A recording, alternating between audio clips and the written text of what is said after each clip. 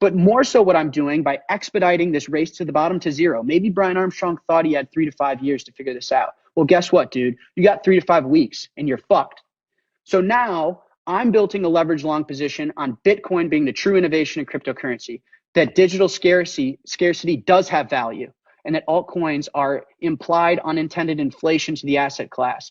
And that if you have 1 million monetary networks that aren't interoperable with each other, all you've done is recreate an inefficient monetary network system that we already have today, and it doesn't develop any innovation. I think you fucked up. I think you recreated an equities brokerage and you didn't learn anything from the past, and you didn't take the time to understand Bitcoin. And the same brand that Mark Zuckerberg has that's so tarnished, now you have. Bitcoin core developers hate you. Bitcoiners hate you.